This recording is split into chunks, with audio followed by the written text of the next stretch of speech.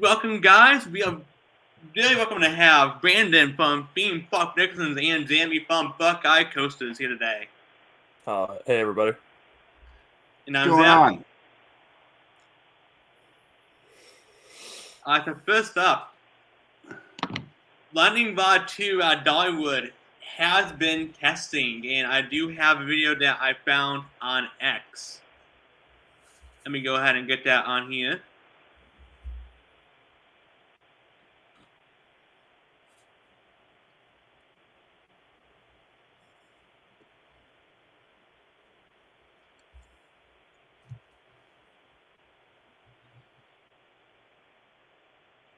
It is a kind of a bad video, but No. yeah. Bruh. You can see that it is going a little slow right now, but it's there and it's going up. So there we go. We have the first video of Lightning Rod 2 using a chain lift hill, and hopefully once it gets going more, we'll see it speed up on there.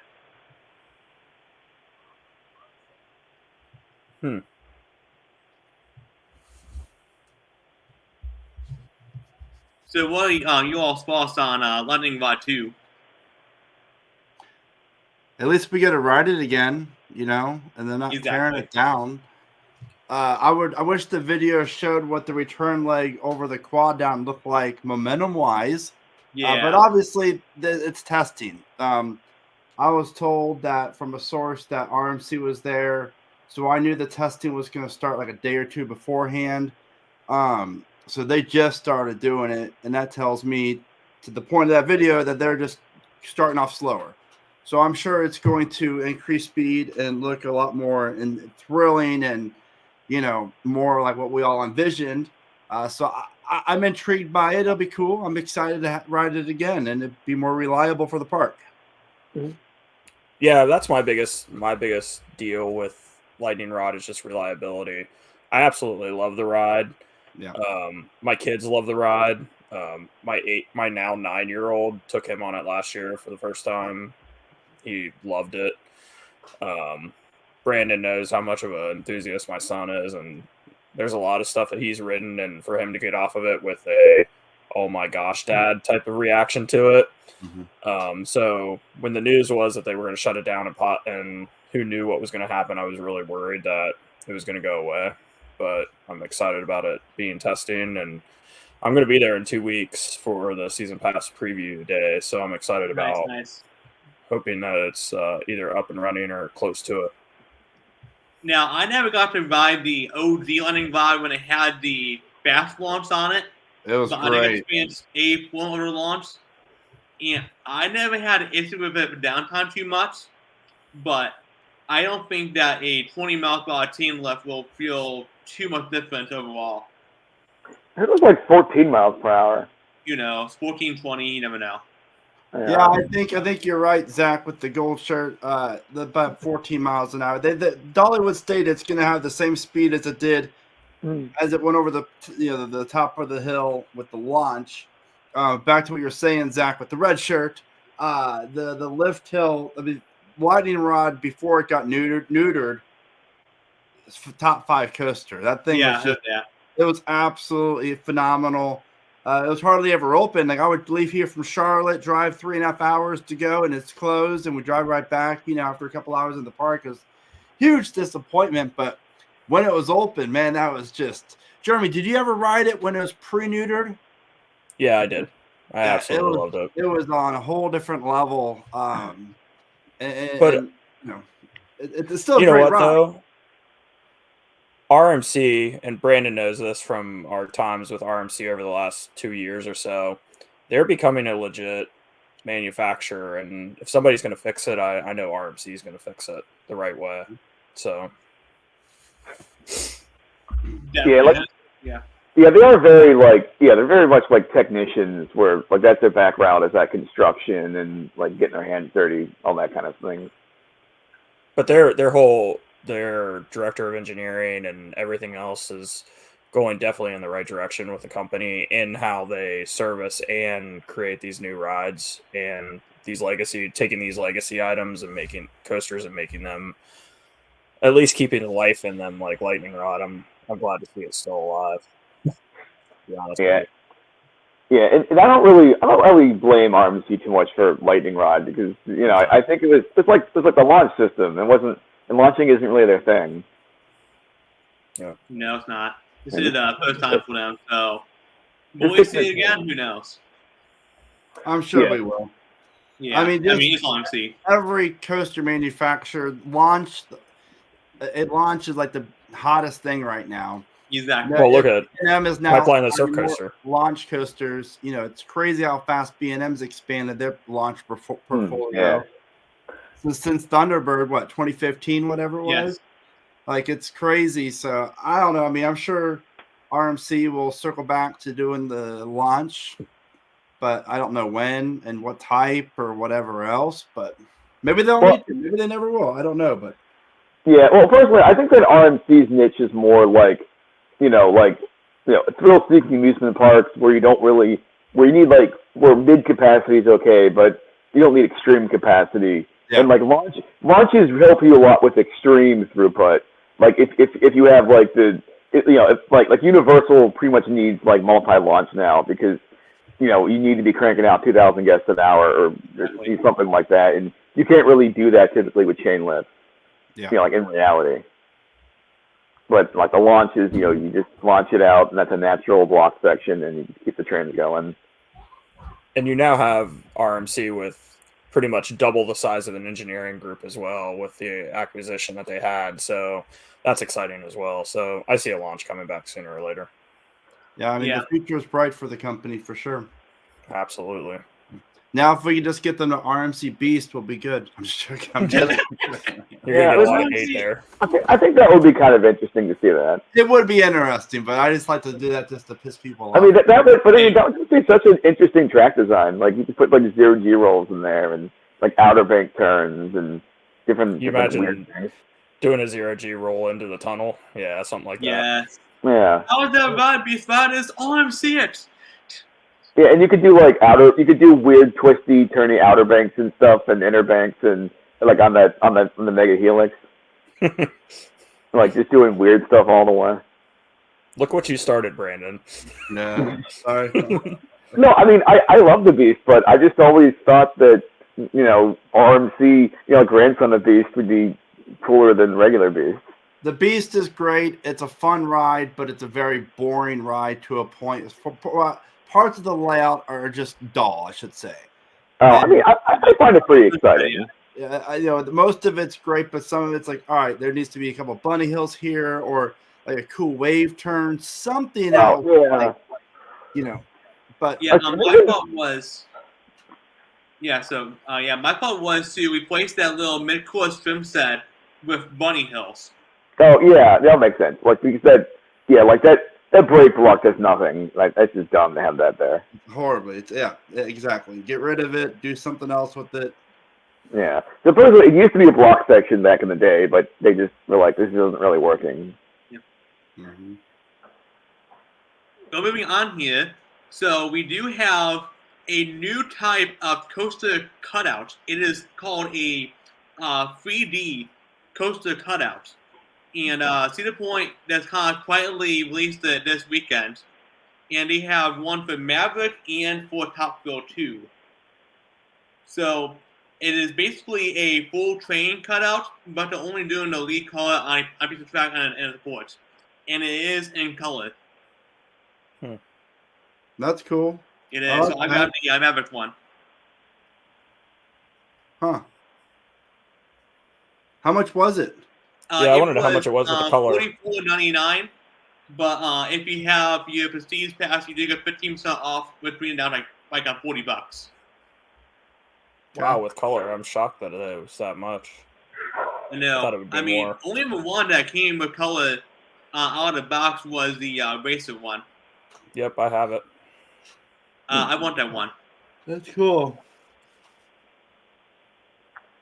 Yes, and then next, a big news though out of Universal, but Skull Island Reign of Kong is no longer in 3D. It is now 2D. Really? Why is that? I haven't heard that yet. I was going to say, Brandon, have you heard anything about that? I didn't. Oh, Yeah, I mean, I don't know why Zach though. from Orlando, talk. it just always seems like the interest in 3D always is like a fad and goes in phases and like waves. Or apparently like in cinema history, like it was all the rage in the 50s. Then people overnight started hating it, and then it came back in like the 80s or 90s, and then people started hating it, and then it came on really strong like recently, where all the movies and theme park rides need to be 3D. But now all anybody does is complain about it. So it just seems that they're just people are just trying to stop the 3D stuff like when they can. Yeah, my thought was when you have attraction that were designed for 3D and you do it in a 2D, you will not really do anymore what it was designed to be. So if you're going to do a 2D, like at least remaster it to make it look decent in 2D, not just remove a layer of 3D stuff. True. I wonder. Yeah, Go ahead, Zach. Oh no, you can go ahead. You had some momentum. I was just gonna say, I wonder if it has to do with operations, because I'm sure they had to have one person who was gathering 3D glasses, going and washing them, etc. I wonder if it was an operations standpoint from budget standpoint, because I know Brandon and I've seen that in the operations world where you make adjustments to rides for that purpose. So I'm wondering if it had to do with that. Oh, and also like in the Universal and Disney World, like it wouldn't just be one person; it would probably be like 4 to 6 people or something that it adds. Like people cleaning, people taking, people giving, and look at Star Tours. Star Tours is a pure example of it. Look how many people they have on Star Tours. Keep coming off glasses. You got people always in the exit area picking up glasses and stuff. So I wonder if it's an operations deal. Yeah, and then. Yeah, that makes sense. Like saving on the operations and saving on the guest services from everyone complaining. Oh, the 3D ride made me sick. Boo hoo. Yeah. From what I know, from my friends who work at Universal, they're really Universal's pulling in great numbers right now, which is fantastic for the parks, considering opening a year or so away. But Universal's trying to cut back any which way they can to really preserve some of that money in case the second quarter, third quarter, and fourth quarter of this year slower than anticipated. Yeah. They have some leverage, and this goes to show, like we're talking about, where you might be able to eliminate 2 staff positions each hour, or maybe more, but not all adds up. So whenever you go through Germany, and I know this from working in the parks, where all right, we're really slow today. Who can you cut? Slim down your crews. So we can stay within our budget and. We'd be like, all right, who wants to go home early, But this is a lot bigger thing. This is a full-time operation. So it does make sense. I mean, I don't know if the ride will be affected by it or not, but I kind of enjoy the ride as is. But without the glasses, whatever, right? Yeah, now, not to give them any ideas, but technically one way to solve that issue, too, would just be to, not give out glasses, but to sell them, to people. Where you're in order to ride, you must have official Universal safety goggles, and maybe down the road they could even put some extended reality or whatever in that too. I think Cedar Point did that with Disaster Transport for Halloween weekends a couple times, I believe. Yeah. You buy the little cheap paper 3D glasses, put it on haunted houses or the Disaster Transport. It was just pretty cool. Maybe that's and they could do. Hey, for $5 or upgrade to this, enjoy the attraction even more. I don't know. Yeah, but I mean, I'm sure the board would be pretty happy saying hey, we're gonna get rid of these positions and we're gonna start making money off selling these glasses. And then obviously the guests wouldn't be too happy about that. No, I wouldn't either. But I could see them doing something like that. And now I will say, by up in 3D, this now makes it easy for people to ride who have issues with motion sickness. So by being 2D, people don't have issues getting motion sick on it too much. We leave out above and down. True. Yeah. It does seem like more people complain about 3D than seem to really get excited by it. But I like it though. I think it's a fun novelty. Yeah, it's a good ride. I just wish they had more around it. It's just kind of randomly placed. You're in Skull Island now. Oh, by the way, you're not in Skull Island anymore because it's such a short area. Yeah. Well, at least it looks kind of similar to Jurassic Park. It does. So it does kind of retain a lot of the aesthetics. Now, moving on to Kings Island. So, Snoopy's the Fox Races is apparently fully track installed, at least from what it appears to be on the webcams. That's Pretty exciting. quick. Yeah. Woo! Yeah. The small ride is done. And But I gotta then say, I love. Sorry to interrupt. I love the color scheme. That gold track is great looking. it is. Oh, it is. It pops in the sun, in the Ohio sun here when you drive I'm up on sure it. Well, the ride looks great. It's gonna be a great addition to Kings Island. I know it's not what everyone coaster enthusiasts wants in 2024, but I think it's gonna be a huge hit for the families. And with the merger coming up and everything else, it's a very smart move to have this type of ride because, you know, I was talking to a few other friends who work within both either Six Flags or Cedar Fair pretty high up, and they even said, like, you know, higher ups knew about the merger up a year ago, even like the potential merger. Like, I think a lot of things have been, a lot of decisions both companies have made the last 8 to 9 months have been reflected by this potential merger. We all obviously did no idea about it till what? October, whatever it was. But it's definitely crazy. But it's a great addition to the park. It doesn't cost much money for those, and it's going to be really nice. And I can't wait to bring my kids up there to ride it, and you know, and see Jeremy and get a ride on with him too. Yeah. Yeah. Kids will love it. I think it's a mid, like my 9-year-old and 12-year-old. They'll ride it because it's not super intense. It's not kiddie. So it's going to be a great family addition for those families that have a range in age group. Yeah. Also, one thing that'll be interesting is that, like, since Cedar Fair has been doing a much better job about like putting like, you know, some good authentic, you know, like the practical theming and like most of their new rides now. It'll be interesting to see if they do much practical with this, like when, you know, in like the queue line and the entrance and that kind of stuff. I can see them doing a pretty good job with that. Hopefully. I mean, this also brings along Planet Snoopy. I mean, Camp Snoopy versus a new themed portion of Planet Snoopy. So this means that we get some new names. Yeah.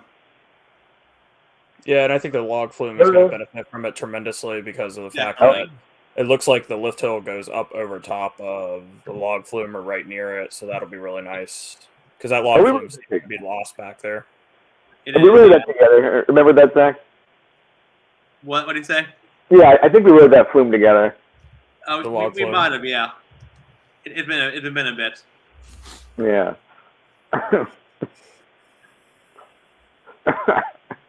And then next, we have a bigger thing, though. But we have an announcement coming in March from the Kingdom. And I do have the little promo thing they said with us right here. So what do we all think is going to be?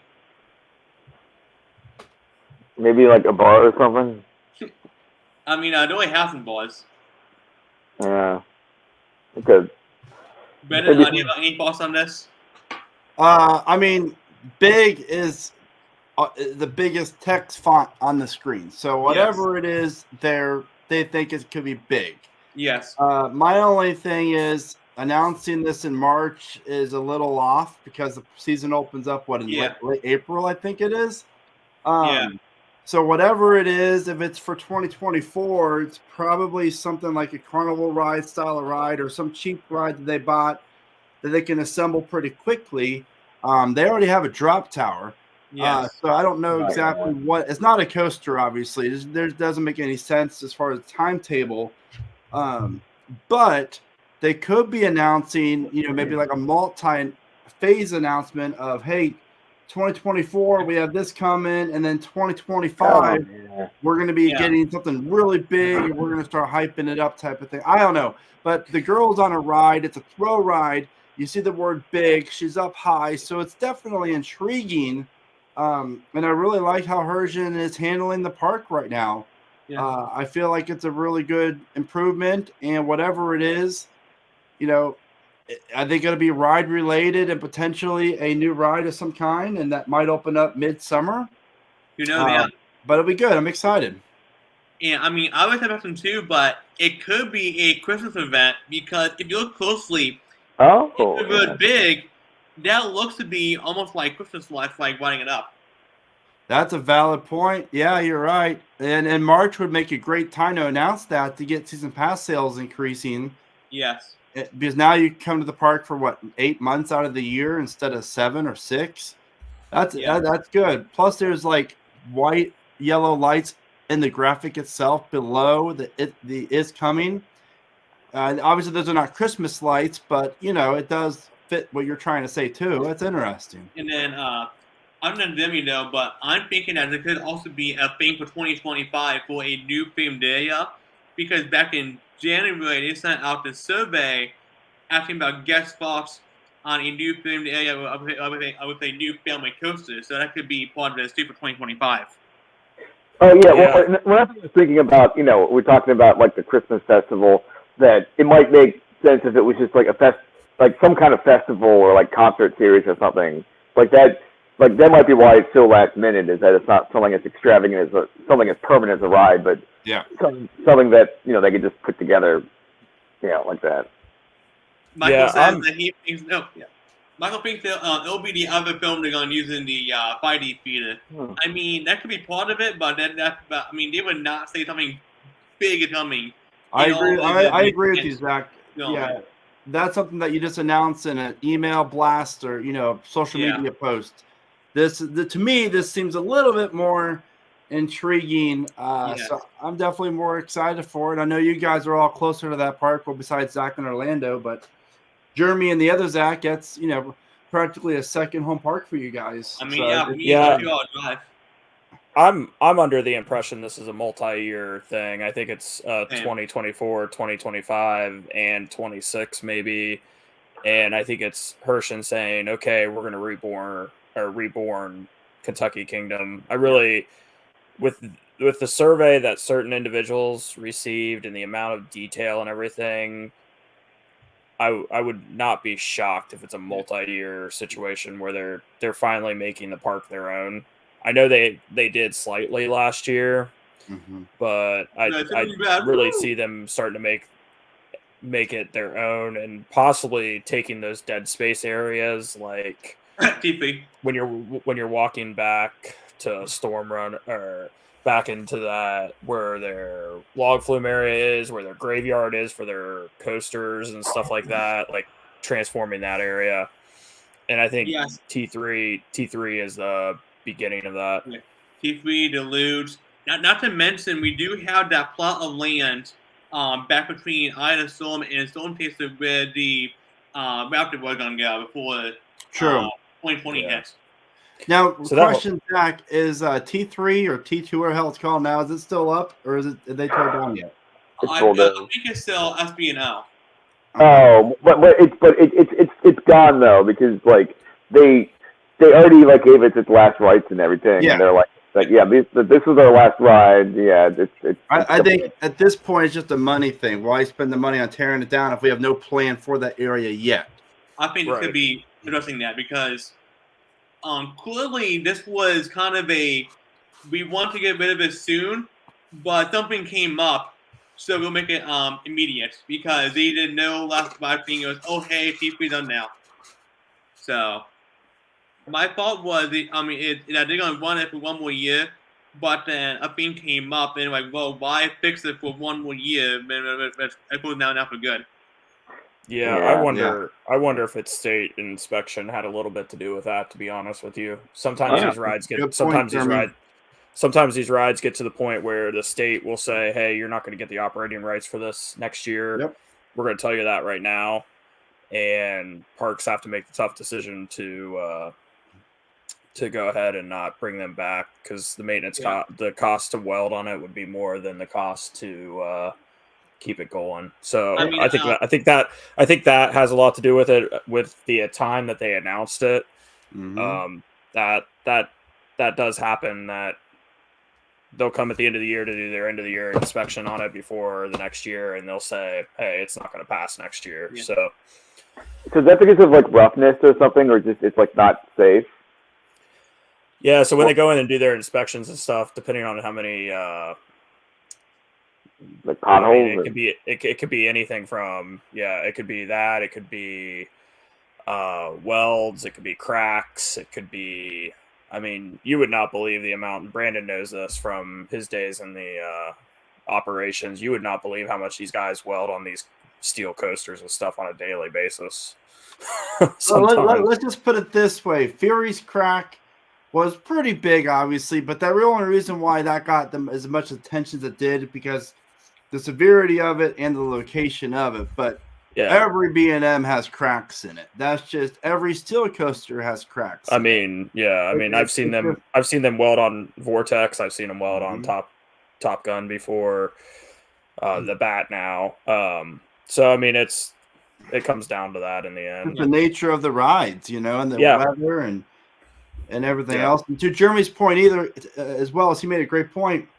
Whenever you see like a park and suddenly announce a ride like closing out of the blue, typically it's because they didn't pass inspections and it's going to cost the park too much money to refurb the ride to make it operational again. So they just pull the plug on it. A lot of times it happens with flat rides, not as much with coasters, but it does happen. Yep. And plus, T3 has been on one train now for the past year because back when Ed Hostel owned it, I heard, we're on one train now because the other one gave me purpose. Yeah. It never went on two trains again. So, clearly something like that with us. Well, now we want more in the Brandon's wheelhouse, though, but we have rumors from Carowinds. Yeah, so it's definitely things are interesting. I've heard a few things. One, this week, look for Carowinds to announce a renaming of a particular ride, and possibly another Cedar Fair park renaming the same style of ride or same ride that has the same name. So that's very intriguing. And then what's it called? The theater in the Camp Snoopy area of Carowinds is not being used this year. And apparently when we go to the park, when it opens, there's markings all over Camp Snoopy. So what I'm hoping is, I don't know this for a fact, but I'm hoping Are you talking a 2-for-1 deal? I don't want a Zamperla. I'm good. But there could very well be a Zamperla, Flume, and Kid Coaster combo. But I would really love a Vekoma family boomerang for the park. Yep. That would do really, really well for Carowinds, which makes it interesting because not too long ago they put out the surveys for all the water rides and stuff. It seems like Cedar Fair maybe abandoned that for 2025, and they're going to go Camp Snoopy expansion instead, which I love as a father and 2 kids. I can't wait. Give me that over a water ride. I'll ride a kid coaster every time I'm there. The water ride I'll ride maybe like 2 or 3 times a year. That area needs it though. It does. It does. But the other thing too regarding the Rip Roaring Rapids plot of land is, I'm shocked to say this, but apparently things have done a complete 180, and the Palladium concert venue is coming back this year with concerts.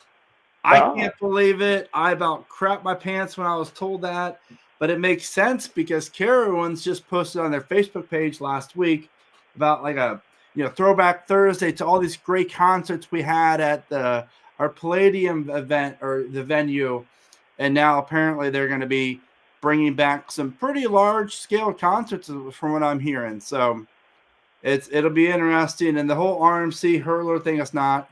It's just them doing all the wood maintenance on it. So don't get too excited over that. And they're retracking hurler big time. It should reopen hopefully in April. And so that's really all that I know that's happening at Carowinds. Vortex is getting repainted to its original colors, black supports, red track. Now, ask me, why do they want to spend the money on repainting this coaster that ride 92, whatever it was? I don't know.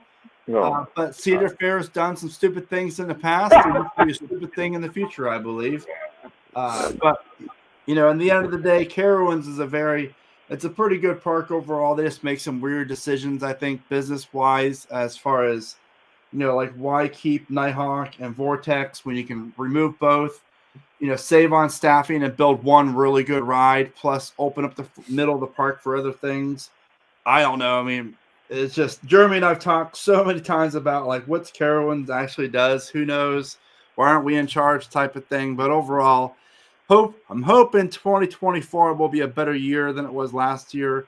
Last year, Carowinds really struggled with staffing big time, and obviously the crack-on theory and other things. So we'll see.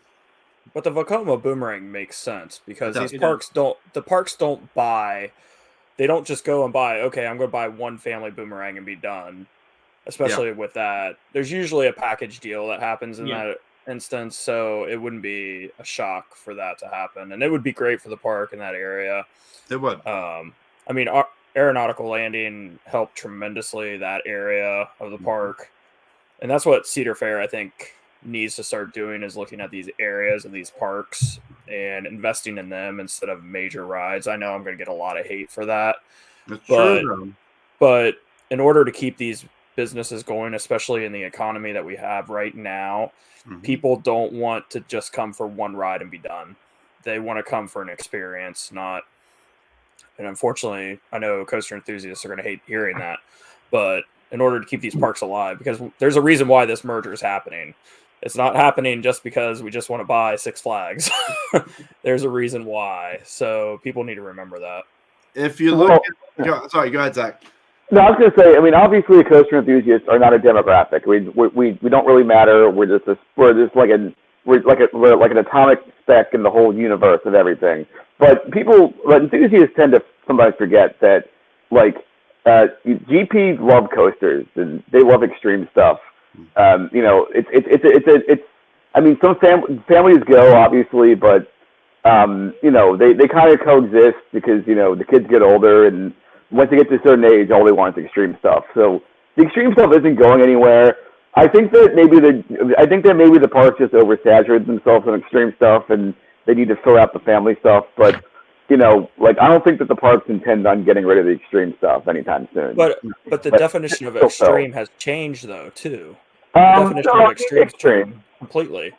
I mean, I have a friend who is on me all the time about, I want the next big, tallest, fastest roller coaster, and I'm like, dude, that's not really tallest and fastest is not really. It's what can I do? I mean, we want to see the tallest and fastest, but now we want to see 0G rolls and like the best. Well, I agree that it was always dumb doing like the whole record-breaking thing, because it's like this GP who lives in New Jersey doesn't care what's going on in like California, et cetera, et cetera. But I'm saying like Velocicoaster is just a great roller coaster. It's not something like some people think that it's this magnificent ride, and it's a very simple launch coaster that has amazing features and elements, and it's like that makes a good coaster. They pull it all together, pretty well. And real fast, Zach, the gold shirt, I do disagree with you to a point when it comes to the GP or the coaster enthusiasts don't matter. And the only reason why is it's great because I feel like our community is growing so much, right? And there's so many more coaster enthusiasts now than there was even last year. So in 5 years from now, we can even grow by 20% more. So I feel like we don't matter as much as like the typical family, but I think parks are starting to realize that these Facebook groups, I mean, the Cedar Point Season Pass Facebook group probably has 100,000 people. To me, that's a coaster enthusiast to a point, because they're there to find information about Cedar Point. They love Cedar Point, and they want to go to Cedar Point as much as they can, which is great for the park and great for all of us. So I definitely see your point. I just feel like things are shifting a little bit because we have a growing community, and it's and I love it, and I love helping growing it.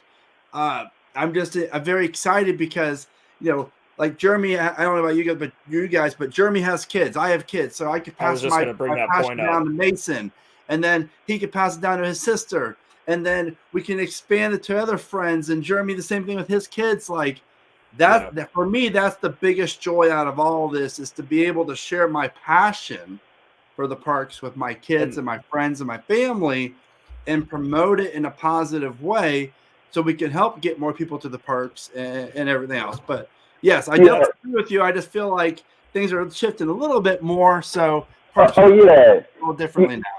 Yeah, so let me just kind of explain that. Like, it's like the reason why I say that we don't really we just don't really matter as much is because like theme parks need scale, and like they need like percentage of population scale, and like we're kind of like unusual people. Like I think that like we matter in the sense that like they use us for marketing a lot, and we talk about it a lot, but just by our sheer numbers. Oh, sorry. Yeah, sorry. But yeah, just by like sheer numbers, like we're nothing. But like we do help them, kind of. Oh, sorry. You can continue. Sorry about that. And that's what I tried to explain to my friend. Like he's like him talking about what he's talking about. I said, in the end, right now, like when the pavilion was added at Cedar Point last year, he had an absolute fit about the pavilion being added, and I'm like, it's great. I'm like, dude, that is what the general public wants to see anymore. Is they want to see good dining. They don't want to see fries and chicken tenders.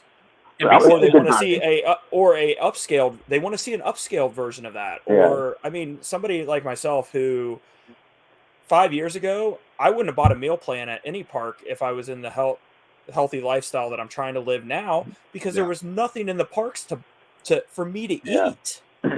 And now we're starting to introduce that stuff, and it's more of a resort. Like I keep explaining to him, these parks are becoming more destination resort-like locations instead of what they were just 10 years ago. And they have to. And they're very smart. And they have to.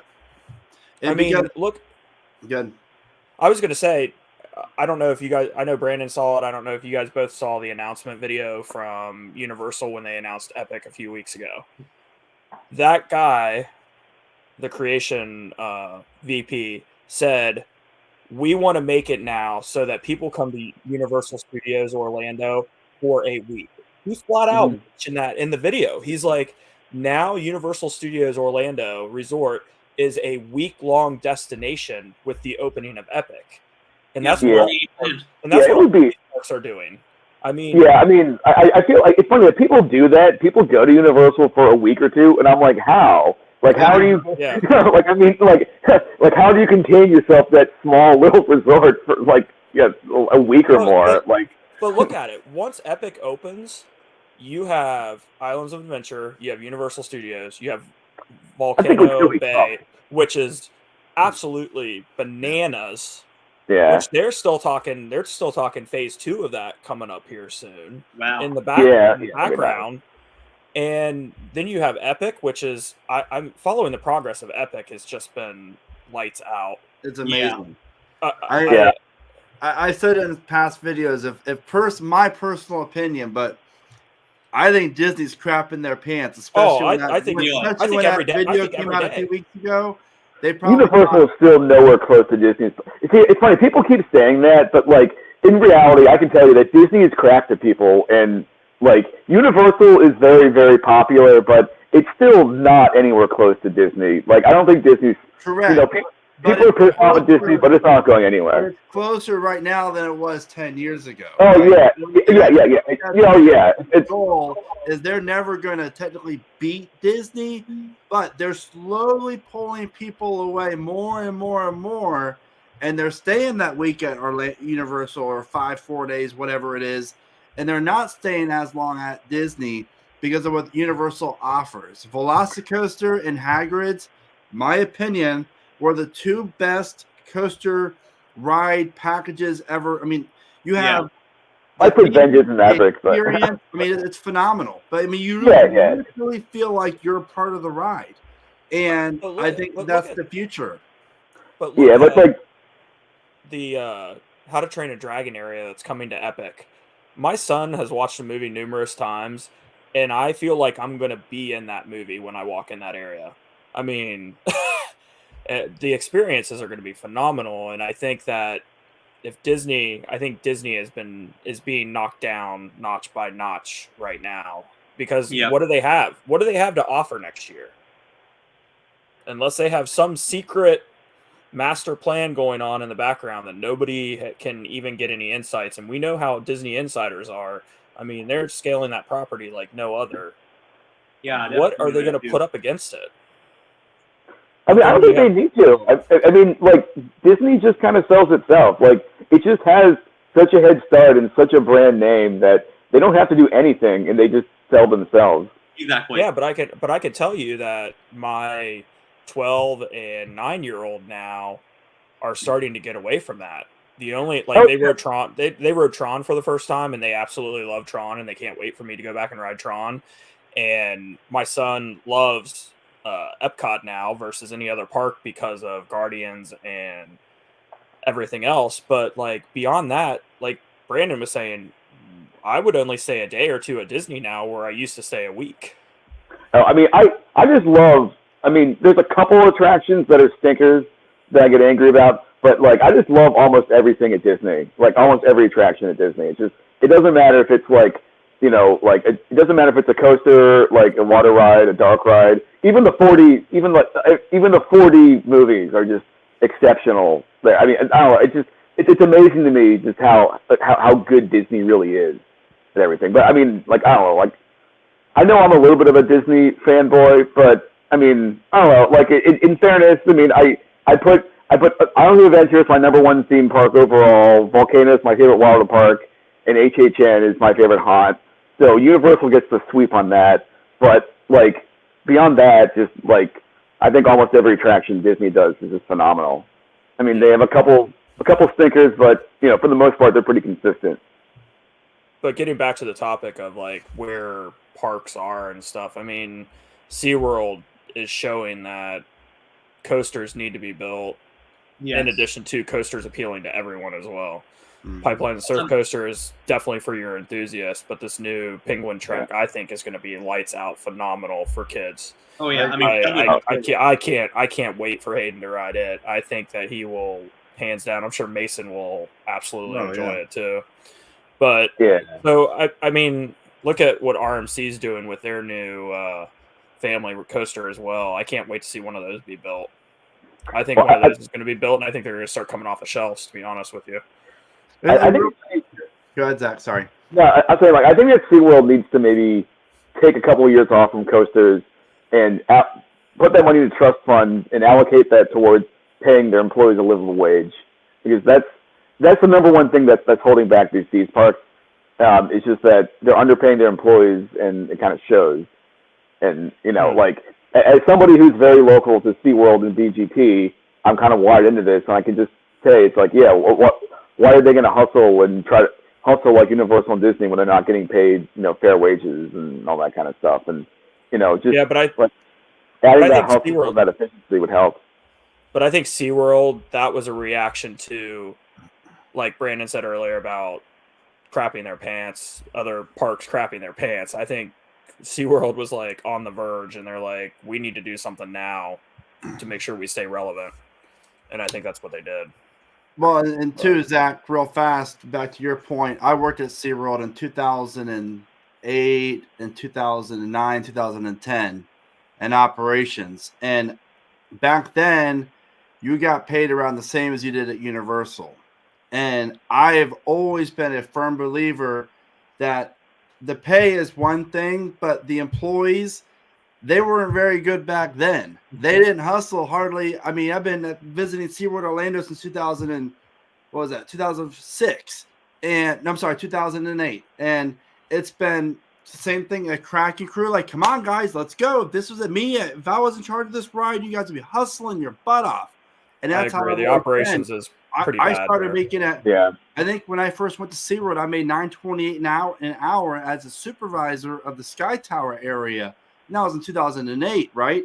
But Universal, I was making, I think, like $8 an hour, $7.50 an hour, something a lot cheaper in 2008. So I feel like, yes, Universal pays their employees a lot more than they do than SeaWorld does. But as far as like the work ethic, I think it starts from management. more so than anything else, where they need to get on their employees of, look, this is SeaWorld you work for, Busch Gardens. This is one of the best parks. Be excited to be here. I can't with these associates. Even at Carowinds, I'm like, oh my God, I'm 40 years old. I'm about to go clock in and run laps around this person to show them how it's done the right way. Guys, that's the bad thing about being a former ride op, because every time you go to an amusement park or something, or even a water park, you're like, yeah, he's not scanning his water quick enough. Or like their thumbs are like this, I can't see thumbs out, or I have definitely done the whole Brandon thing where I'm like, come on guys, do you want me to go check bars for you? Because I can check them a whole lot quicker than you can. And then they're on their phone or something and they're like distracted, and I guess it's more of a Six Flags thing, like being on their phone. Like, I don't really see that a whole lot at the Seas parks, but I think I've seen that at Six Flags park before. I mean, we have to pay too, but this is Florida. The issue with Florida is pay is not going to be very high because they don't have issues getting employees. So, like, why should I pay, X amount of dollars when I can pay less than that? Oh, there's a staffing shortage here. No, I mean, no reason to pay more. No, there's definitely a staffing shortage here. It's not for like that lower wage kind of thing, because like there's just so many tourism options here that they just suck up all that labor, and like Disney and Universal staff everyone to the like they house people and pull people in, but it's not enough. I mean, they got to pull a lot of locals in, so there's like no one left over for like SeaWorld and DGT and Legoland. Like, and it's going to be even worse with Epic. But I don't know. I guess that maybe they just generate people in a lab or something on resorts, but like they're going to have to find a way to staff Epic. Well, you guys don't know this. It's breaking news now, but Jeremy and I have been sworn to secrecy that we could not say anything until this very moment. But we're going to hop out of retirement and go open up Epic Universe as operations managers and directors. I'm moving to Florida soon. Yeah. But I think, Zach, to your point though, it's not Orlando that's just having the problem with amusement parks in general. I mean, I was just looking through some of the media press releases I got. Canada's Wonderland needs 4,000 people to run their park. Carowinds needs 2,500 people to run their park. Cedar Point needs 7,800 people to run their park. Kings Island needs 4,500 jobs. I mean, it's it's an industry-wide thing. It's not just the Florida parks. And you're 100% right. And back to the point about paying the employees more, I'm okay with the employees earning livable wages or more money, because I'm okay with the parks raising the prices to get into the park. Oh yeah. And a lot of people have the mentality of, well, these employees need to make more money. I was arguing with someone on the neighbor app in our community about a month ago. She's like, Marco's Pizza, for example, they need to make more money. Okay, well, but it's a front end job, whatever, and they could make more money, but then your pizza is going to be $20 instead of $14. Are you going to complain about that? Because most people from what I have dealt with, a lot of people, I should say, not most, a lot of people who want these employees to make more money and think they deserve a better wage, they're going to be upset if the park raises the rates to get in.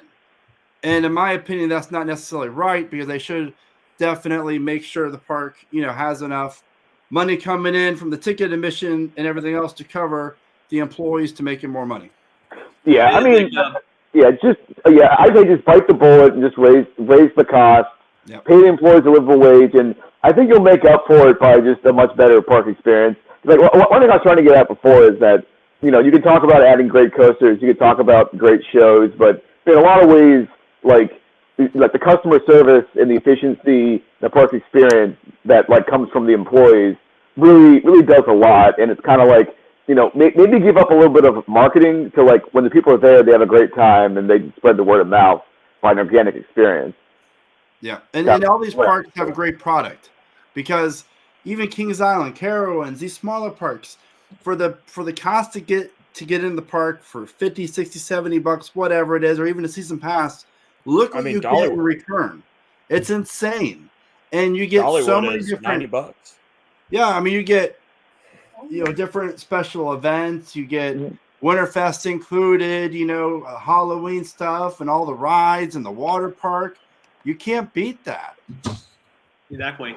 Yeah, it's a good value. Yeah, because like in Florida's just like Florida's like a different planet where our parks can't just like be affordable. They have to be like $150 or something. Like, but I mean, I just have annual passes, so I don't really feel the blow of it. But I just look at the sign when I walk in, and I'm like, people really pay $180 for this day, just for one day. That's why like Silver Dollar City and Dollywood. Yeah, they're like $80 or $90. Which I mean, that's not cheap though. I mean, that's not it's like $40. But if you add on day 2 and day 3, it's only like $20-$30 extra for 3 days. Oh yeah, well you can just buy a season pass at that point, I guess. But, well, and that's another thing too, is their season passes are so cheap that's. Yeah, but I think that like the average basic guest. Remember, you kind of missed what I was talking about before about how enthusiasts and hardcore theme park people are just kind of we're just kind of unicorns basically. But the average just basic guest just needs to go to a theme park one day a year, and they don't need multi-days. So that's why the price of one ticket to me, I think, is a very big barometer of the price of the park experience. Because season passes are for hardcore people and enthusiasts and stuff. Yeah, let's see. But yeah, I don't know. It just goes to show you how Florida's a different world, and it's crazy that a great park like Cedar Point you can get a ticket for $40 or something, right? 45. Yeah, it's wild. And honestly, if I was in charge of Cedar Point, I would do a lot of minor changes, but definitely look at raising the rates to get in, to get just a better overall experience. And like you said, to your point, Cedar Point has 17 coasters, the world's best collection of coasters, arguably, plus rides and everything else. 3 kid areas. They charge an extra $10 per ticket or per pass. Exactly. And sure, it'll hurt a few people, and people will complain and moan about it. But in the end, you're funding the park to stay afloat, right? And you're funding the park to be able to pay its employees to be happy. But I also think it comes from management too, because you can be paid all the money you want in the world and be happy and be great, but if the manager's not doing their job, then their employees are disgruntled and not happy either. So here's a question on that. Do you think that that's the problem, that money or not money, but that you could put efforts into hiring the right people for more money, who would be better at that? Or do you think that it's kind of a crapshoot where doesn't matter how much money you pay the manager, they're going to be crappy or they're going to be good, that you can't really control that? I think a lot of it, as Jeremy would know, it comes down to training too. It does. Training is everything. If you're trained properly and you have a good work ethic, then you're basically yours. It's hard if you work your butt off for things. I mean, I know so many times where I've had associates where they were so eager, wanting to learn. I would train them, and then we'd promote them a few months later or whatever. And it was a really cool feeling to know, okay, this guy or this girl kind of was underneath my wing for a year or whatever it was, and now they're a co-supervisor, or they're doing this, or they've relocated to a different park or Universal or Disney and doing that. And it's a really cool feeling. Yeah. I mean, one of the benefits that parks like Universal and Disney have, I guess probably sees too, I'm not sure if they take advantage of it, is that because they are those 365-day parks, and it's kind of they can offer year-long employment. They can kind of do a better job of promoting from within, where it's kind of you can make it's not just a summer job for you. You can make a career out of it and try to move up into the professional departments. And and Jeremy knows those off seasons at Kings Island sucked. I hated it because we had to go find jobs somewhere else. Yeah, you were a 10-month seasonal employee. Especially with holiday boat. I've been in now for 9 years now, and I am now, instead of doing it 5-6 days a week, I just do it 1 day a week. That's for fun. So if you have a full-time job, you gotta go, do I want to do 1 day a week at a seasonal job, or if I'm a Washington best and go to. So when you have a park that only open for, like 7 months a year, how do you attract all the employees you need other than using asshole to get your staff? Because like, oh, I have this great job that hasn't been paying great for 7 months a year, but then I had the other 5 months where I'm not getting paid off of them. So That's why I won't go get a job at a theme park around here, because it's too seasonal. I couldn't have stability and plus they don't pay enough. Yeah. I mean, the only way I can do it is I do 1 day a week because I just want to pass. We'll see. Yeah, It wouldn't be worth me to do 1 day a week. Yeah. I mean, I wish I could, but I enjoy Carowinds for being Carowinds, and I don't. I'm daddy daycare, so I can't pass up. Daycare is crazy expensive, and so I couldn't. It wouldn't make any sense for me. I still have it in me though. Like I want to do it, but it's just like Yeah, I mean, I'm a numbers guy. I'm a CPA. Like, I don't want to like deal with crappy GP like face to face. That just wouldn't be fun for me. Fun though. What are you talking about, Zach? Well, yeah. I mean, just let me count the money in the back. That's what I want to do. But there are people that Brandon and I worked with back in 2004 that are still working at Kings Island. I mean, some people just do it for forever. That or they're park presidents of a park that's opening up a brand new dive coaster this year at Dorney Park. That or a park president of an amazing park down in Texas too. Exactly. Brandon and I have been very lucky to be able to work with some of those amazing people and call them our friends. He is the man. His park is run like a development scene. So, like, why is it that there's only like a couple good presidents out there? Like, I mean, like, what are the other ones doing all day? From what I think is there's certain park presidents who have the passion, and a lot of them have passion, but they don't have passion and the drive to take chances and to make their park better. I know a lot of things that Jeffrey has done or other park presidents have done where it wasn't in the budget, but it corporate was upset. However, it came back returning profit for the park. And so it was okay because it was a good, smart business decision. And I think a lot of times parks, corporation, the chains, there's only a few good ones because a lot of them are there. Okay, I know how easy it is to get fired. I don't want to do anything to get fired. But there are certain ones that aren't really, they don't really play that BS game. They just kind of do their own thing. And their record proves it, and that's my belief. Yeah, look at the president of Six Flags though. He's a businessman. He is not president material. No, I love president material for a theme park. Yeah, but he's a businessman, and he's. You're talking about Salim? Yeah. I love Salim. Like he was the first thing that came to mind when I thought of visionary. How he just wants to like price the GP out and just like make it a better experience. Also, like I swear, like every Six Flags park I went to last year, like the operations were like smooth and lightning. Like then I fly back to my home park, Seas, and it's like I'm like living Six Flags from the 2000s or something. Yeah. So I mean, like I love what Celine's doing. Now, see, I went to Six Flags over Georgia, and I was highly disappointed last year at their operations and everything else. So, I mean, for a park that has so much potential, if you take a Jeffrey Siebert and put him there, my gosh, that park would be phenomenal. I think that part of the problem with like parks like over Georgia and Six Flags America is like the clientele they get aren't that motivated. And like they're a little harder to corral around.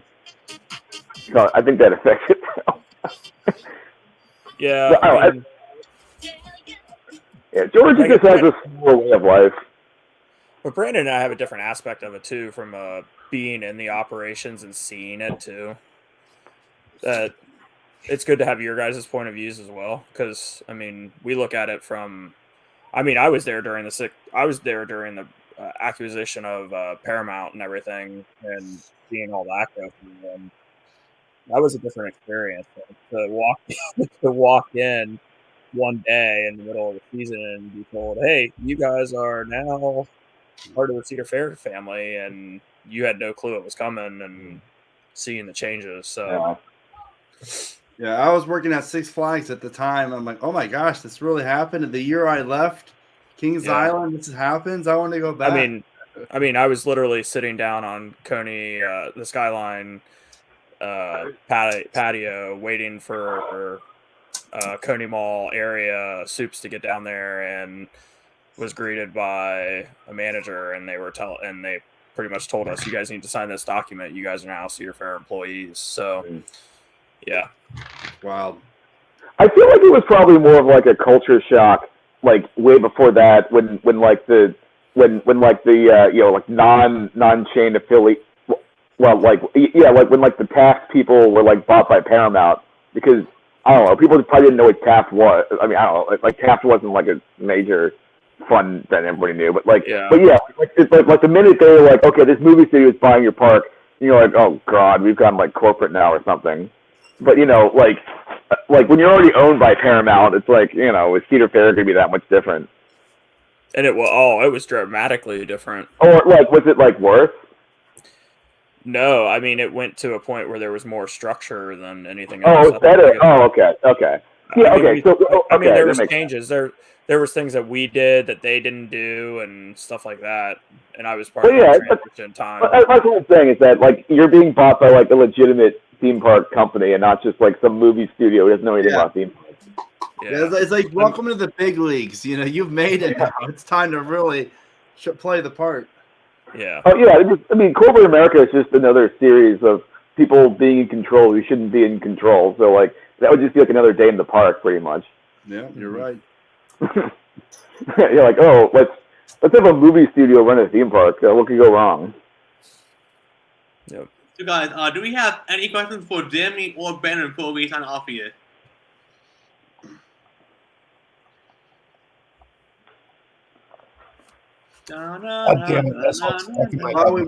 While we wait, Zach, it's been a lot of fun interacting with you. And the other Zach from Orlando, same goes to you. I never met you, but I like you and I's banter. Yeah, fun. It's been a good time. Yeah. I mean, you guys seem pretty knowledgeable on that kind of stuff. That's pretty cool. I do have a question. Zach, what did you think of Winter Chill Out? So, okay, so I'm going to be nice here. So I have pros and cons. The pros of it being a guide to it, I always had other stuff near me for questions to answer. It was kind of nice. But downside is, though, it felt rusted points, a lot of waiting around, and I was there longer and saw less. And overall, many attempted to, but it felt rushed. It really did. Like this year, I kind of really felt sad about not being able to go to the amusement park. That's all really fun to go to. Nope, couldn't go there. Yeah, but I heard they had to do that because a lot of people were doing stuff that they were not supposed to do last year. I kind of heard too, but I'm understand that. Like, cause always those select few, I'm like, God, come on, guys. Like, we had a nice being doing it for us, but yeah, I mean, hopefully next year they can get that worked out more. Cause like, I paid $90. I was there longer and saw less. I was hoping for a little more than $90. Yeah, I'm really excited to see what Dorney Park has in store, and then I just got an email about a media invite for the same similar event up at Valley Fair that I'm really excited about in April. So yeah, I mean, so I'm excited to see what those two parks will do. Go to, so I'm not gonna be able to go to that one. But I mean, if I lived, like 5 hours away, I would go to it, but I'm not. I had 2 members of the Buckeye Coasters team there, and they seem to be pretty satisfied with it.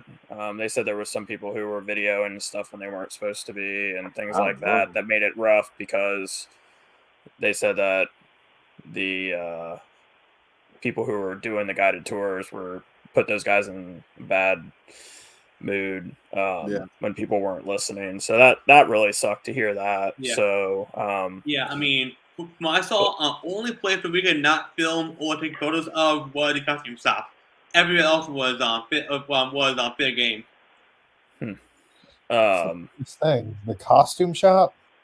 Yeah, of all places, you can't video film like, okay, I mean, you don't want other parks to copy your costumes or what?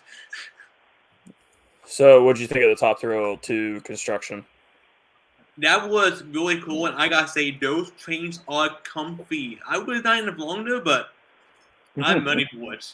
I'm ready to go, to say. Oh, you didn't fall asleep in them? They remind me of Copperhead Strikes trains. Yeah. Which I can't wait to ride in 2 weeks. They kind of reminded me of Velocicoaster's trains. Oh, I love Copperhead Strike. You can't go wrong with either Copperhead or Velocicoaster trains. So I'm thrilled by this. I'm glad it's shoulder harness. Yeah, because I thought that Copperheads were more like bulky. So like I didn't really think of Copperhead when I sat on like the new dragster trains when I was at IAPA. Nice. Train Park did say, but he does believe that Taco 2 will have a higher capacity than Taco Dragster because they can now move trains faster because the LSMs will clear faster than it did for the cable launch. Well, we'll see. Yeah, we'll see. I'll believe when I see it. It seems like every year, like stuff gets like throughput gets lower, capacity gets lower. Yeah, that's it does. But people get slower, people get dumber. What about you, though? Luckily, though, Taco 2 has no deep belts. It's hopefully be more friendly for fluffies, as Joe says on our team.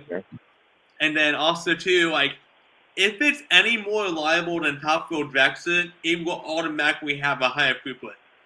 Oh, well, that's like daily throughput. I mean, I was just talking about like theoretical, like, like speed. Like, but yeah, that's like the daily throughput. No, I mean, hourly too, because Top Fuel Dragster is down like what, each hour? Oh, but those are just separate factors. Yeah. All right, I have to go. I have to put my kid to bed. But y'all, thank you so much for having me. Jeremy, it's great seeing you on screen again. I'll see you in a few weeks. And y'all, thank you so much for the support. Keep doing what you guys are doing. You guys do great things. And keep riding coasters. Keep riding coasters. So, yeah. What a good one. I do have a question for you guys if you guys are going to stay on. Yeah. What do you guys think about Canada's Wonderland and all that? What's going on up there? So I've been watching the videos from Amusement Insiders, and I'm excited to see what they're announcing here because it's definitely going to be some sort of launch coaster from the mountain. So, yeah, I'm supposed to go out to B&M this week or out to Claremont Steel this week for them to see what I can find. Nice, yeah. They seem to be doing a lot of. They were doing a lot of the blue track for Phoenix Rising. So yeah. Hopefully we'll find something to give us some indicator that it's a B&M. But yeah, it's exciting. A lot of engineering. What the name said, but it seemed like that. Well, Adaway thinks is that it will not be wide enough for a 4-cross train. So I'm wondering if Canada Wonderland is getting their version of Penguin Track. I wonder too. But I mean, it must be cool to see another launch ring coaster or a launch inverts. I could definitely see a launch family coaster going there. That's more intense than 50 racing the other way. I'm telling you, that's a park that's on the rise too. It is. And it's been around too because that park had been Cedar Fair's, trial park with new attractions. How do you guys feel about a Phoenix Rising clone coming to Busch Gardens, Williamsburg? Oh, honestly, loves that with his family coaster stuff. Like a package deal. I guess it's just like a package deal kind of thing. Yeah, I hope it's not. I hope they're going to do something more than just that with that amazing plot of land, but Yeah. Oh yeah, man, that's a good point. Yeah, like you never want to squander available land. yeah, Like unless they could build another coaster around it or something.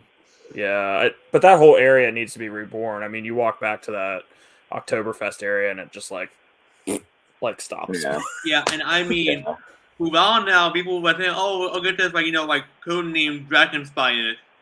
So Yeah. who knows what's happening now? It maybe design something that can. Yeah, it maybe build something that can withstand wind, so that it's not like it's not shut down with like a 10-mile-an-hour drift or something. Yeah. I don't know. I should be down at Biscon Williamsburg in June, so I can see what's going on too for stuff. Yeah, we're probably going there this summer. We have my buddy's getting married in the Carolinas, so we're going to do all three big parks. We're going to go to Kings Dominion and Busch Gardens, Williamsburg, and Carowinds. Yeah, I'm only doing the year of the family coaster. Biscon Williamsburg because that's on the way. They say that every year. And I'll go to for Carowinds, so eventually, I'm trying to find it down there to Biscons and Kings Dominion. Yeah, it's definitely the year of the family coaster. We need like a year of the log flume. That would be pretty cool. Or like a year of like that log flume out at Adventureland out in Iowa. It's pretty legit. Really? That's pretty cool. I would love to see a couple more of those pop up in the area. Mike was saying maybe Dyewood will honestly put in Fury. I'm like, they always put iBox track on Blazing Fury, so yeah, honestly. Well, I think the way you got to do it, you got to do like a boat ride or log flume or whatever, where you don't really get wet. I think that's like the perfect way to make everyone happy, including myself. Have any of you guys watched Catapult Falls or whatever yet? The POV. Yeah, that movie. So I'm mixed on it. I'm just hoping that you can get more wet on it in summertime. Can say it looks dry. I think if something water does come to Carowinds, I think it'll end up being that. I think it'll end up something like that instead of a mock splash. I would love to see another Popeye ride show up. Not Popeye, but yeah. I've heard the Popeye ride's like one of the best water rides in the world. Oh yeah. It is a bit too wet, in my opinion. Like when you're on River Rapids ride, you just have to plane to get wet. Like you can't poncho it up at that point. You just have to bring a change of clothing. That's the whole point of getting on a water ride, though, is to get soaked. Right? Yeah. You can't just poncho it up and like. And this completely drenched. Yeah, like I always get a kick when I see ponchos. Like, what do you guys think? You're sitting with a pool of water. What's a poncho going to do? Like getting drenched, but get forced on the rides by our spouses. Well, actually, so Kenobi recommends for water rides is you put bags over your shoes. Just bring a change of shoes. Just like wear flip flops on the. Then put your shoes on later. Yep. I'll tell you a water ride that you get wet on is the Whitewater Canyon ride at Animal Kingdom. Now you want to talk about getting wet? Really? No. If you want to get wet, you mean college? Allen's log flume with 4 adults. I don't think I've ever come off that ride without being fully drenched. And now, Jamie, if you want to get fully drenched at Kings Island, what you got to do is you ride the log flume with 4 adults in it. Zach, I'll ride it with you next time you come to Cincinnati. I haven't ridden those rides in years. Which rides? The water rides at KI. I love Kings Island's log flume is like hands down like probably one of the better log flumes out there because if you get that boat full of those, you will get soaked. I'll tell you who has a good Whitewater Canyon ride that's hidden by everything else is Cedar Point. They're whitewater. I've ridden once, and that's a bit too wet.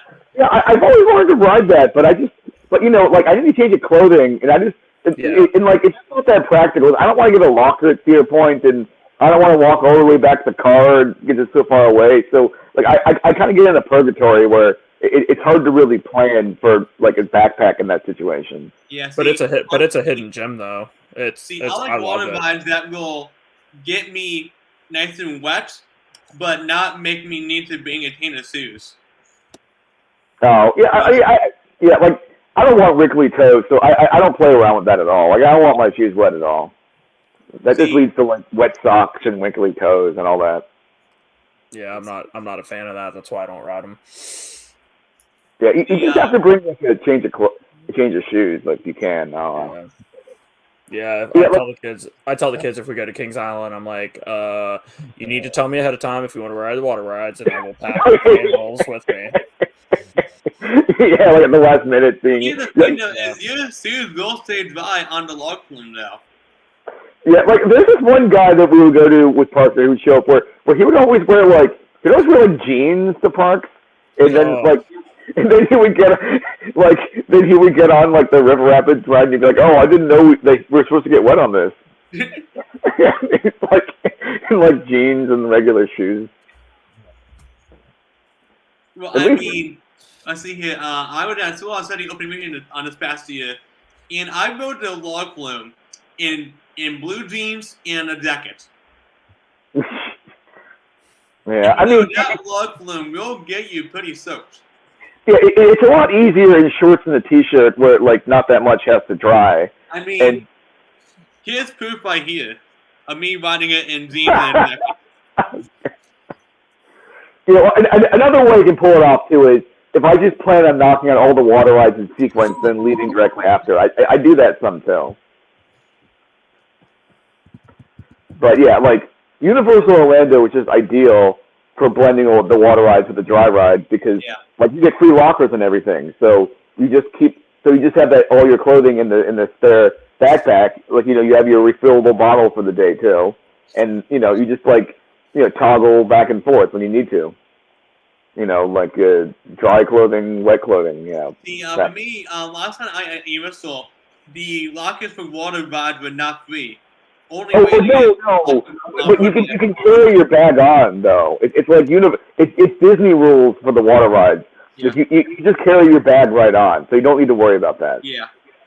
Yeah, like you just gotta remember not to let go of your bag. See, at least for Disney, they put a dry area in the middle of the grass for right.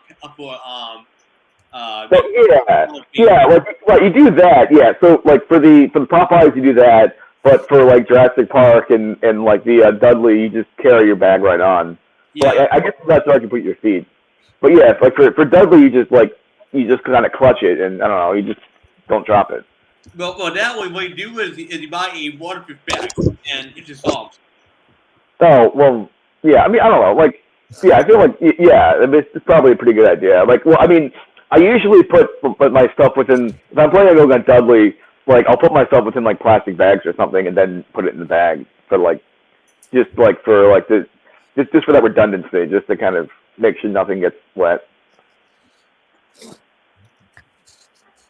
But, yeah, so I have these strategies down. And, I mean, like, at some of the, I guess you could say, like, at some of the parks, like, if you can park close enough to the entrance, you can just kind of, like, go back to your car to, like, you know, do the switcheroo. It's just with that, like, silly rapids right to your point, it has to be in the very back of the park. Right. So it doesn't really help you that much. I like Holiday World's rapid ride.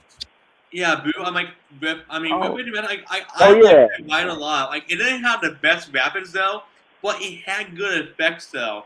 Yes, and you can get pretty wet, but not being completely soaked. I love the waterfall. Yes. I really liked the toward the end of his life, they fixed the two in-trough geysers. You cannot see them, you know, and he had like a water in his face in this one. Hey Zach, are you hearing anything about what they're going to do in that area? I've heard nothing about it because Holiday World is definitely on the news for employees. Like I find out when you guys find out. Have they taken anything out in that area? I've had not heard about that, nor I have not seen it, because all I know is I will try to see what I can see this year if I can go back as a guest. But it seems to me that it was a very, very last minute thing because it did open for 2023. Open for 2 weeks, and then surprise, it's supposed to be good now. I'm sure it was parts. My thought is that a major issue came up, and it's like, you know what, we're done paying money for the stuff. I'm sure. Because I'm sure it was parts. because in the last 2 years that it was open, it had quite a bit of downtime for various things like pumps, from what I saw. I love listening to their podcast. Yeah, They have a really good podcast. Okay, guys. So like no yeah. So I guess we're still in the Q&A, right? So like, I guess we haven't seen any questions popped up or anything. One just popped up. Okay, cool, good. We got a customer. It's not much of a question. Oh. Yeah, that's fine. Or you could like yeah. That's fine. I mean, it should be fun.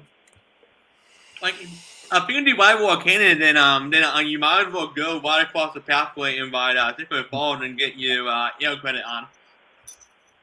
Yeah, I mean, I guess that's the only water ride there. There's no more. Yeah, but like, hasn't been a long time there for years.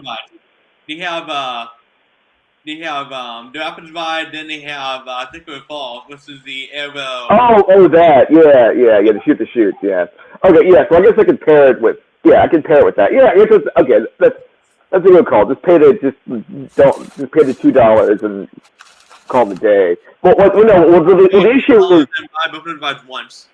Yeah, no. The problem is, like, I'd have the backpack the rest of the day. Like that's the problem with the backpack. Like, it's not like that aspect. You know, I guess I have to pay $8 for the walk around. Then I have to waste time jamming in the locker all day. Well, Moxie, no. Yeah. Well, I guess I just take it back to the car at some point. That's what happens. But well, my thing is I got no problem with the lockers at Cedar Point because you got to have one for Steel Vengeance. So. Yeah. Yeah, but that's just one ride. Like, I mean, I don't want to use a locker for everything else the whole day. But for the price difference, you could just get a locker that moves around. Yeah. Oh, yeah, but that's like a hassle having to deal with a locker. Like, it's nice to just walk. It's nice to just like be a free human being and just like go right on the coaster without having to be tethered to a bag. You don't get that luxury at Cedar Point, unfortunately. Oh, I mean, I never use a locker there except for Vengeance. See, that is why the best Cedar Fair parks are Road of Fun and Dorney Park, because they did not require lockers at all. Oh, aren't the only ones that do like Kings Dominion and Cedar Point? Kings Dominion, Cedar Point, Kings Island. I don't think Kings Island has anything. Mystic River. Kings Island, or not Mystic River. Mystic You can bring the. You need a locker on that. You have to have a locker now on. And Orion. Yeah, and Orion. Well, no, but like, there's no metal detectors, right? No. But they don't want you. You can't take bags on. Oh no, but yeah, I never said that. I mean, I was just saying. Right, I mean, yeah, like you can't bring your bags on most things. I was just saying that you can go to the park without needing a locker because you put everything in your zipper pocket. Well, a lot of people, like my wife, takes a bag and. Oh well, yeah. So you'll need one then. But I'm just saying, for me, like, I don't bring bags because I want to be able to walk on without getting a locker. And like, I mean, even if they offer the cubbies, I'm not going to put stuff there because I don't want to climb over a train and deal with all that crap. Just like slows everything down.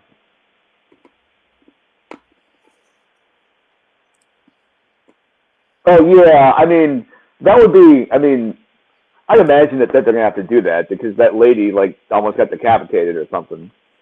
So I mean, it would be pretty bad if they like.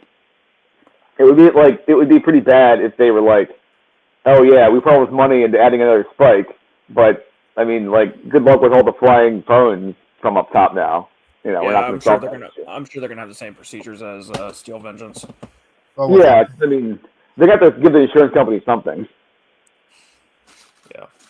Luckily enough, Kings Island and Cedar Point is if you have medical stuff in your bag, you can go at Kings Island. It's called a pink slip, and Cedar Point you get a wristband, and you are allowed to carry your bag in line, and they will hold it for you at rides, which is really nice. That way you have medicine, you don't pay for luck at all.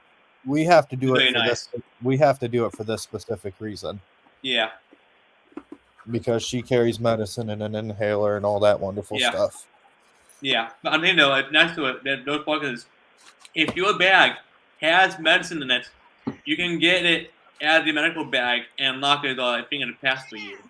Yeah, and that's what we have to do. But I Yeah, just I like do it too now. But that's why I just like parks with like Silver Dollar City where you don't have to. Yeah, Just take the Silver bag. City, Dollywood, Yeah. Golden Fun, Donny Park. It's all. Yeah, you're just not gonna get any I don't know, it's nice. I bet you that the new dive coaster will have lockers. You know, maybe, but yeah. Well, But yeah, I mean, yeah, up until now, Donny Park has been lockers free. Well, yeah, because like when you're 7 across, like it's like 7 or 8 or whatever. Like, I mean, you can't let people put stuff in a locker and walk back on the. It would be like that Belhaven madness. Like, it doesn't work. Like, I can't believe that they. Yeah, like I can't believe they tried to run 3 trains at Belhaven. It's ridiculous. Cliffhangers at Fiesta, Texas is perfect. Being able to just drop it off as you're walking up to the station and then pick it up as you're leaving the station. Because, like I said earlier, but I mean, definitely he is like, he's a maniac because he cared about the guest experience. So he wants to make it both not like a money grab, but also make it so that it still has a good capacity on it. Look at stop it, Moxie. Canada's Wonderland. The dive coaster up there, their system's amazing. But I heard that it rarely works though. That it's just always having problems. Well, yeah, it was poorly attacked, but it's a great design. Yeah, I mean, like I'm skeptical about that kind of stuff. Like you gotta like think about how it's actually gonna work and not just do crazy Elon Musk type stuff that's never actually implemented. It's just barrels it's just baskets that move. That's all it is. Yeah. Yeah, I mean, like I think that the parks need to put their resources into figuring out the whole lot, figuring out what the double-sided like mid-queue locker. Like that's the ideal way of dealing with it. That's what Wildcats Revenge at Hershey Park is. Yeah. Oh yeah. I mean, it's like it was brilliant too that they like that they had the exit station for the sole purpose of telling people you're not putting your freaking bags in the station. We don't care what you say.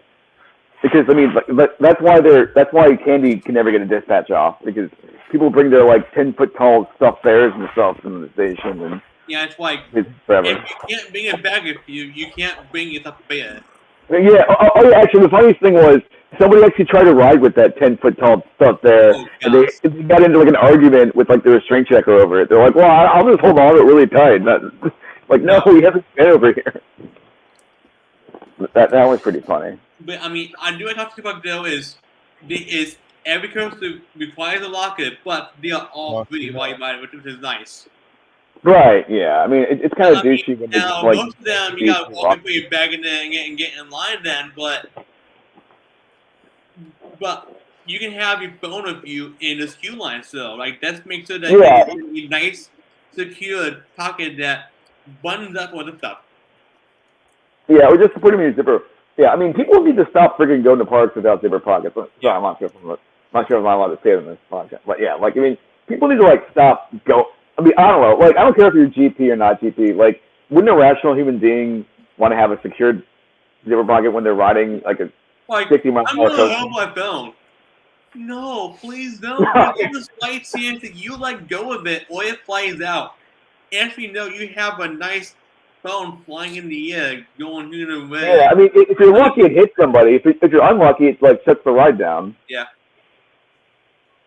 Yeah, because I don't know. Well, I don't know. It's probably bad if it hits people too, but more importantly, it's really bad when it get stuck between the wheel and the track, and then you got to shut the ride down, and But I mean, that's interesting though. But imagine if your phone flies out of your hand and it hits somebody.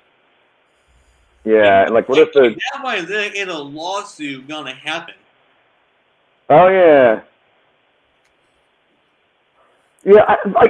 I doubt that they would go after like the person though.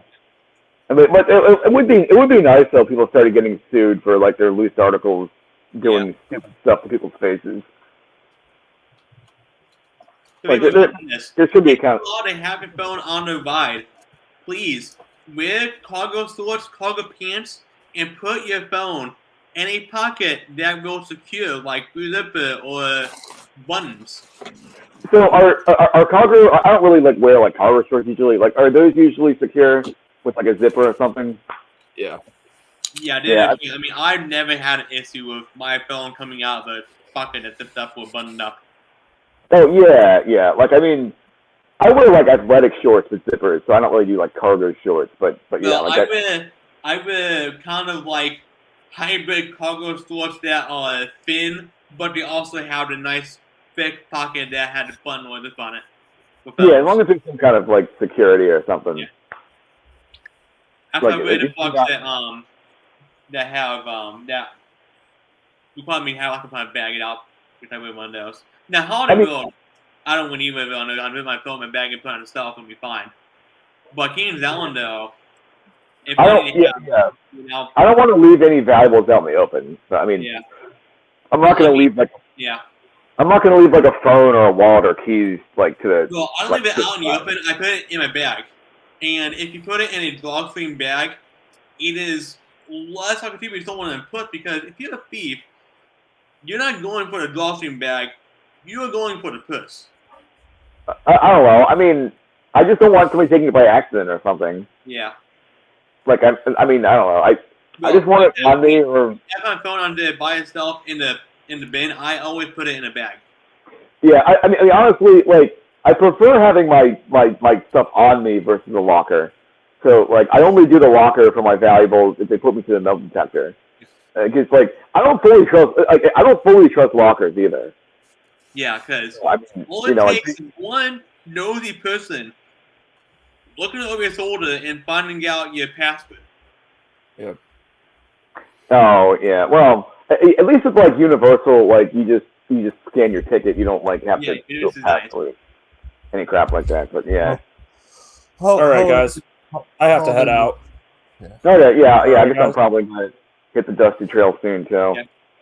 So thanks for having me. I can't wait for the next one. Okay, guys. If you know that. Yeah, see you guys. See ya. Keep it real. All right, so we're gonna be. Do we have closing remarks, or are we kind of done? Kind of, yeah. Well, thank you guys for watching. We'll see you guys on the next live show, and we'll try to get more guys on here. Okay, thanks, guys. Have a good one. Yeah. I lost.